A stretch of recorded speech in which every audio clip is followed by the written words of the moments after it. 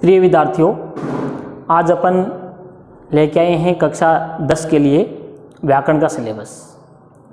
व्याकरण में अपने क्रिया, विशेषण, काल, कारक और वाच्य ये हटा दिए गए हैं। यानी ये जो टॉपिक हमने एक तो क्रिया का, विशेषण, काल, कारक और वाच्य ये अपने सिलेबस में से क्या है, हटा दिए गए हैं। अपने लिए जो बचे हैं वो है इस वर्ष के लिए समास, वाक्य शुद्धि, लोकोक्ति एवं मुहावरे। ये अपने सिलेबस में है 2020 के लिए, 2020-21 के लिए रहेंगे और ये हमने काट दिए गए हैं, ये अपने सिलेबस में नहीं है। तो आज अपन पढ़ेंगे, एक टॉपिक लेंगे समास, 1 बाय 1 करके। प्रिय विद्यार्थियों, आपके लिए समास 2 टॉपिक में, 2 वीडियो में अपने समास हो जाएंगे, 2 में वाक्य शुद्धि हो जाएगी, लोकोक्ति और मुहावरे तो आपको सुनाने हैं और आप पढ़ भी लेना चाहिए। तो आज अपना पहला टॉपिक रहेगा समास का।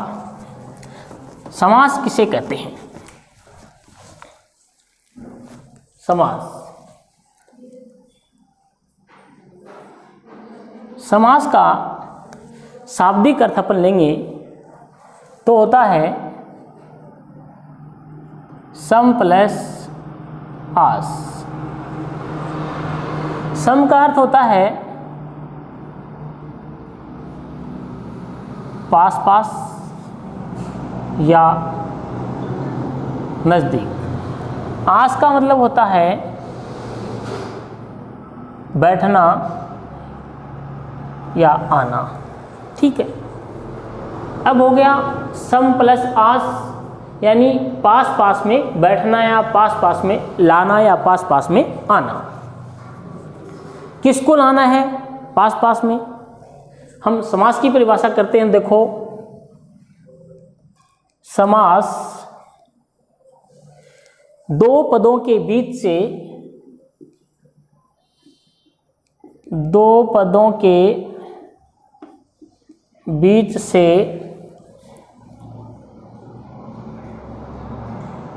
पदों या विभक्ति चिन्हों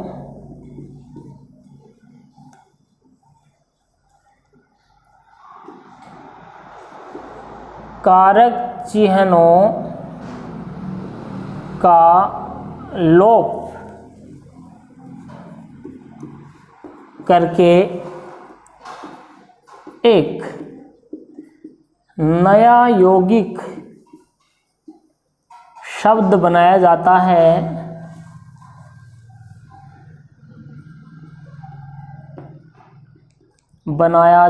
है, इसे ही समास या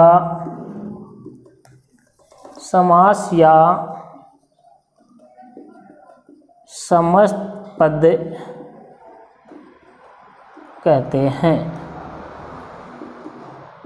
जैसे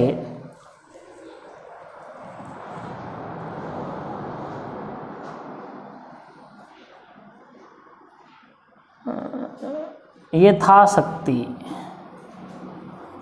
जैसे यथाशक्ति, इसका हम समास वगैरह करेंगे तो लिखेंगे शक्ति के अनुसार, शक्ति के अनुसार।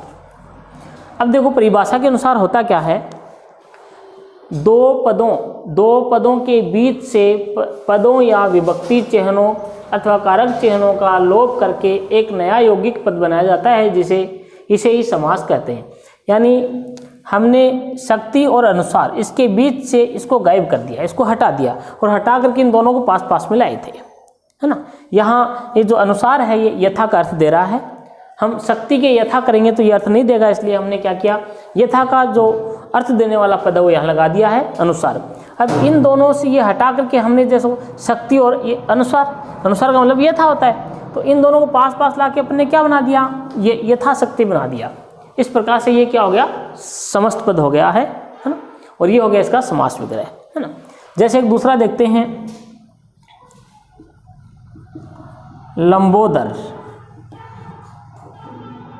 लंबा है जिसका उदर वह है ना। इसको यूं भी कर सकते हैं, लंबा है उदर जिसका वह, अर्थ निकलता है दोनों का ही गणेश जी। अब देखो लंबा और उदर, इसके बीच से हमने क्या कर दिया, जिसका और है, और ये हटा दिए हैं, वह भी हट गया है। तो इनको हटा करके हमने एक तो लंबा और एक उदर, तो ये दोनों पास पास में लाए तो लंबोदर बन गया। तो पास पास में लाने की क्रिया ही क्या कहलाती है, समस्त पद कहलाती है, समास कहलाती है ना। और इसको समस्त पद के अंदर पुनः कारक चिन्ह, विभक्ति चिन्ह और पदों को जोड़ते हुए यदि उसको दोबारा लिख दिया जाता है तो उसको हम क्या कहेंगे, समास विग्रह। तो ये हो गई प्रिय विद्यार्थियों अपने समास की परिभाषा। छोटा प्रश्न ये आएगा, समास किसे कहते हैं, तो अपन ये करके आ सकते हैं। दो पदों के बीच से पदों या विभक्ति चिन्हों, कारक चिन्हों को लोप करके एक नया यौगिक शब्द बनाया जाता है, इसे ही समास अथवा समस्त पद कहते हैं, जैसे यथाशक्ति और लंबोदर। अब समास विग्रह किसे कहते हैं, समास का विग्रह है।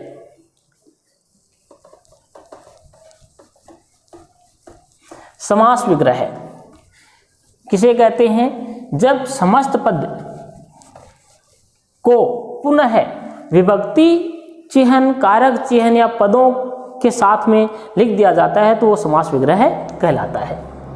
अब आती है बात समास विग्रह की। तो समास विग्रह क्या होता है, जब समस्त पद को पुनः विभक्ति चिन्ह, कारक चिन्ह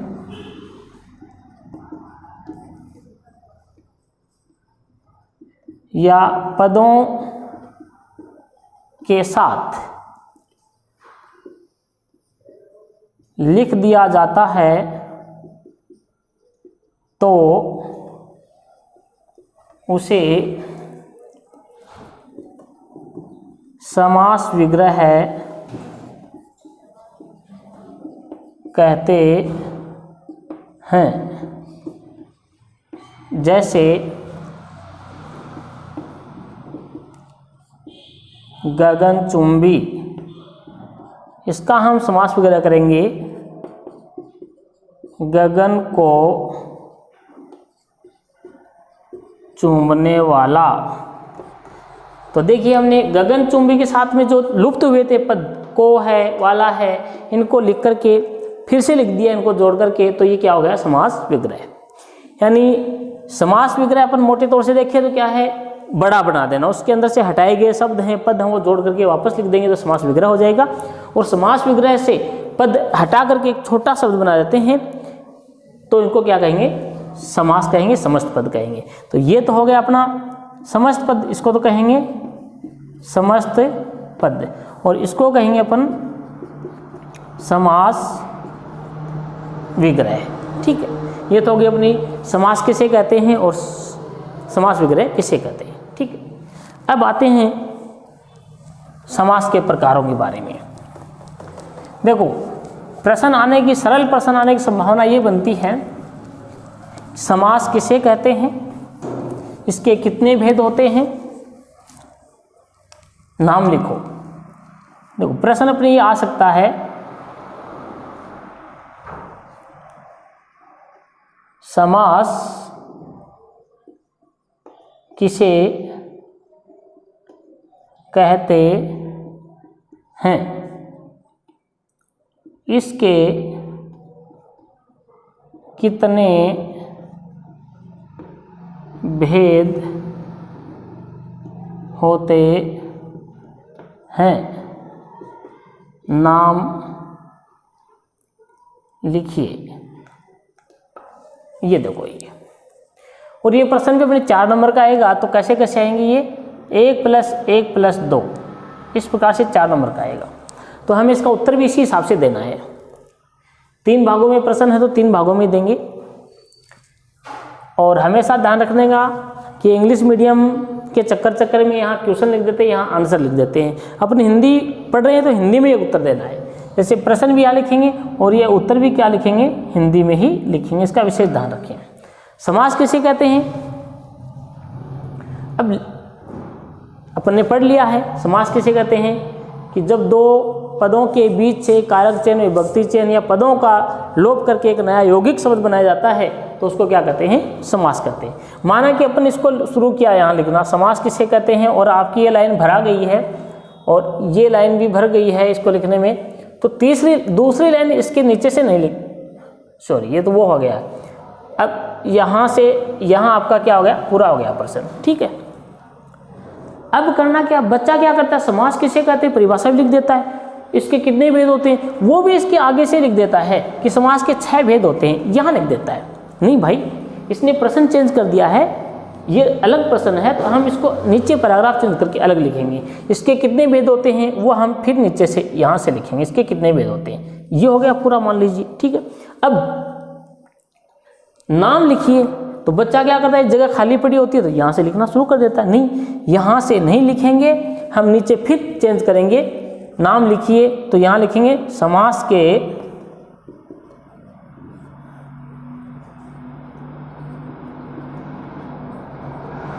निम्नलिखित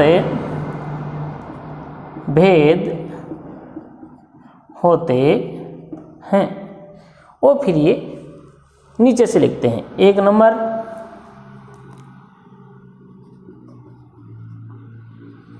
अव्ययी भाव समास। 2 नंबर,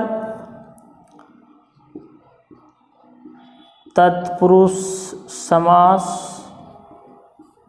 3 नंबर,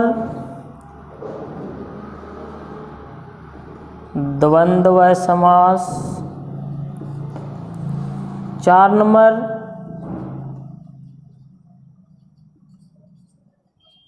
बहुब्रीहि समास।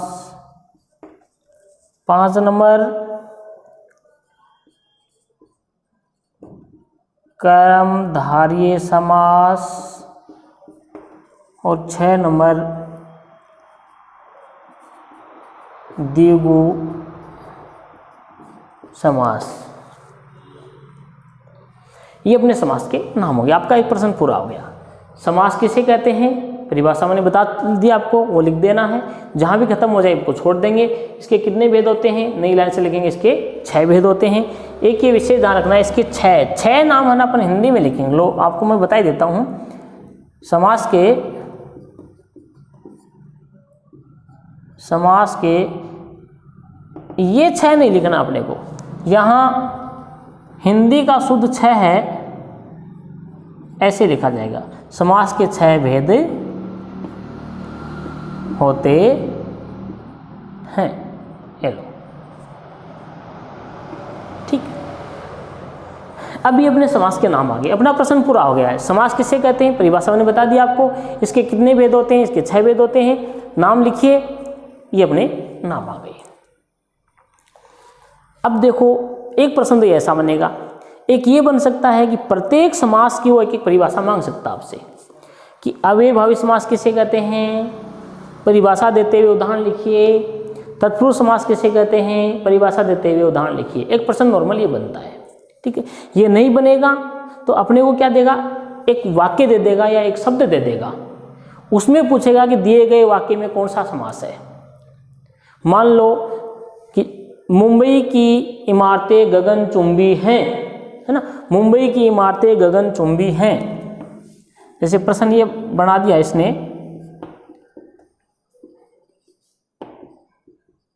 मुंबई की इमारतें गगन चुंबी हैं, रेखांकित पद में समास का नाम बताते हुए परिभाषा दीजिए। एक प्रश्न ये बनेगा।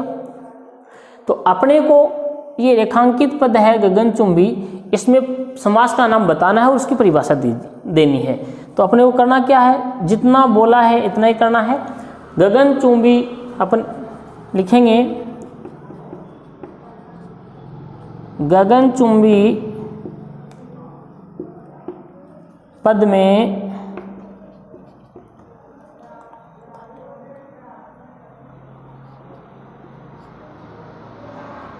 कर्मधारय समास है, कर्मधारय समास है। इतना पूछा है, इतना बताया। अब नाम बताते परिभाषा लिखिए, तो हम नीचे परिभाषा दे देंगे। परिभाषा, ठीक है। ये अब परिभाषा के लिए देखो, इनकी सबकी अलग अलग परिभाषाएं होती हैं। अव्ययभावी समास, जिस समास में प्रथम पद प्रधान होता हो और प्रथम पद समस्त पद अव्यय होता हो, उसको हम क्या कहेंगे, अव्ययभावी समास कहेंगे। और इसमें प्रथम पद में लगभग उपसर्ग भी आते हैं। तत्पुरुष समास, तत्पुरुष समास का दूसरा पद प्रधान होता है और इसके दो पदों के माध्यम से कारक चिन्ह विभक्ति चिन्हों का लोप करके एक नया समस्त पद बनाया जाता है, तत्पुरुष समास कहलाता है। द्वंद्व समास, द्वंद्व समास में दोनों ही पद प्रधान होते हैं और इसके माध्यम से प्रमुखतः और अथवा एवं या आदि का क्या है, लोप कर दिया जाता है। बहुब्री समास, बहुब्री समास में कोई भी पद प्रधान नहीं होता है, न तो पहला पद प्रधान होता है, न ही दूसरा प्रधान होता है। इसमें अन्य ही पद प्रधान होता है। इसके शाब्दिक अर्थ को छोड़ करके एक अन्य पद का अर्थ है वो लिया जाता है। बहुब्री समास का जैसे सामान्यतः जितने भी देवी देवताओं के नाम हैं वो सारे बहुब्री समास में आते हैं। कर्मधारय समास, इसमें विशेषण और विशेष्य होते हैं और इसका दूसरा पद भी प्रधान होता है। ये कर्मधारय और द्विगु समास को कहते हैं कि तत्पुरुष समास का ही एक भाग माना जाता है। लेकिन अपने एनसीईआरटी की बुक में या अपने 9वीं 10वीं 11वीं 12वीं की जो माध्यमिक शिक्षा बोर्ड की व्याकरण है उसके अंदर 6 दिए गए हैं, अलग अलग दिए गए हैं, हम अलग अलग इनको पढ़ेंगे। द्विगु समास में इसका दूसरा पद प्रधान होता है और प्रथम पद संख्यावाची होता है और समस्त पद वो एक समाहार को दर्शाता है। ये द्विगु समास हो गया। तो अब एक प्रश्न यहाँ से यूँ बनेगा कि या तो सीधी इसकी परिभाषा पूछ लेगा कि अव्ययभावी समास की परिभाषा देते हुए उदाहरण दीजिए, तत्पुरुष समास की परिभाषा देते हुए उदाहरण दीजिए, तो अपन लिख देंगे। द्वंद्व समास की परिभाषा लिखते हुए उदाहरण दीजिए कि जिस समास में दोनों, जैसे द्वंद्व का आ गया तो दोनों पद प्रधान होते हैं एवं जिसमें से और अथवा एवं किंतु आदि का लोप हो जाता है, वहाँ द्वंद्व समास कहलाता है ना। उदाहरण दे देंगे द्वंद्व समास के, माता और पिता है, रात और दिन है, लाभ या हानि है आदि। एक तो ये हो गया प्रश्न। इसको बदल करके ऐसा भी दे सकते हैं, पूरी लाइन दे देंगे, रेखांकित पद में समास का नाम पूछेंगे और इसकी परिभाषा पूछ लेंगे आपको। 2 प्रश्न। अब 1, 2 और 3 प्रकार के प्रश्न बन गए। चौथे प्रकार का प्रश्न अपने से यूँ पूछ सकता है वो कि अव्ययभावी समास और तत्पुरुष समास में अंतर बताइए, द्वंद्व समास बहुब्री समास में अंतर बताइए, कर्मधारय समास और अव्ययभावी समास में अंतर बताइए, द्विगु समास और बहुब्री समास में अंतर बताइए। तो दोनों की परिभाषा अपने को याद है तो अपन आराम से इसका कर सकते हैं अंतर भी, है ना। तो अंतर करने का देखो 2 तरीके हैं। एक तो जैसे अव्ययभावी समास तत्पुरुष समास की परिभाषा बताइए, तो बच्चा क्या करता है, अव्ययभावी समास की परिभाषा अव्ययभावी समास और तत्पुरुष समास में अंतर बताइए। तो एक तो इसकी परिभाषा लिख देगा और दूसरा तत्पुरुष समास की परिभाषा लिख देगा। परिभाषा लिख के छोड़ देता है, भाई इसमें ये होता है, इसमें ये होता है ना। अपन क्या करेंगे, ऐसी परिभाषा नहीं लिख करके इसको डायग्राम से इसका उत्तर देंगे, अच्छा रहेगा, सुंदर लगेगा और अच्छे अंक प्राप्त करने का अवसर भी मिलेगा। जैसे कि अव्ययभावी समास और तत्पुरुष समास में अंतर बताइए, तो हम सबसे पहले ऊपर लिखेंगे जैसे अंतर, है ना, अंतर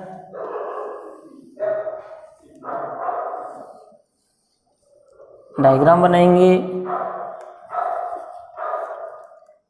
ऊपर लिखेंगे अंतर किसमें, अव्ययी भाव समास और तत्पुरुष समास, इसमें अंतर है ना।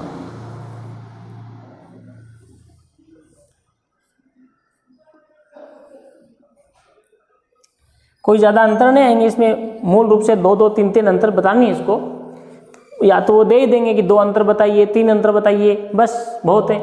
अब यहाँ लिखेंगे नंबर 1 अव्ययभावी समास का पहला अंतर देखो, एक एक अंतर तो आपको अभी तुरंत याद करवा देता हूँ।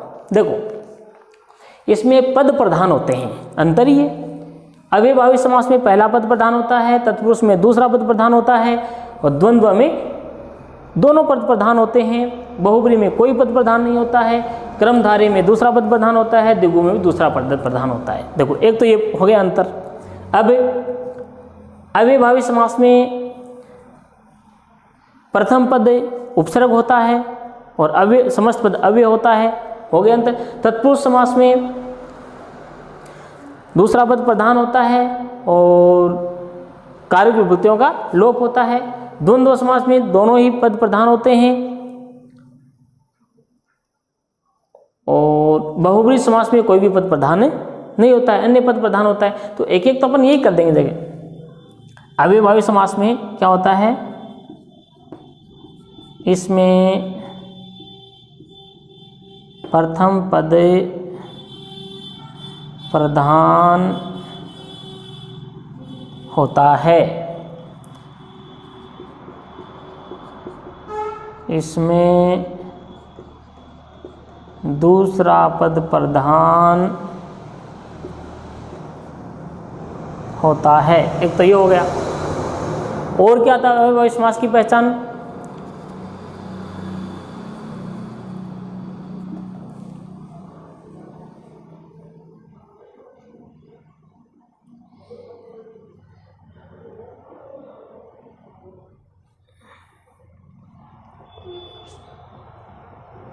इसमें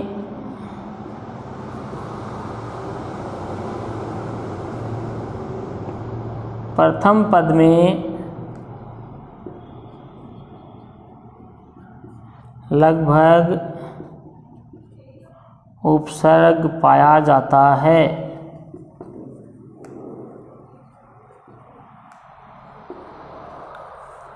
तीन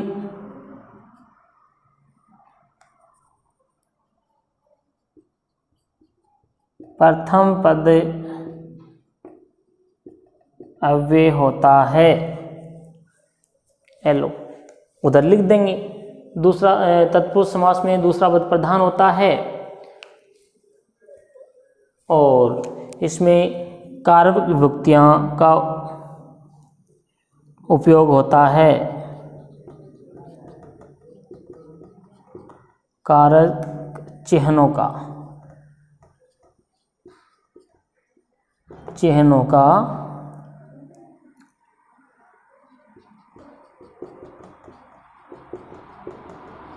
उपयोग होता है। इस प्रकार से अपन क्या डायग्राम बना करके उत्तर देंगे। किसी का भी पूछेंगे, चाहे बहुब्री समास का, द्विगु का पूछेंगे, द्वंद्व का या क्रम का पूछेंगे, तो हम डायग्राम से क्या है उत्तर देंगे तो बहुत ही अच्छा रहेगा। आज के वीडियो में इतना ही। नेक्स्ट वीडियो में अपन प्रत्येक समास की परिभाषा और इसकी डिटेल्स है वो पढ़ेंगे। नेक्स्ट वीडियो बहुत ही जल्दी डाल दिया जाएगा।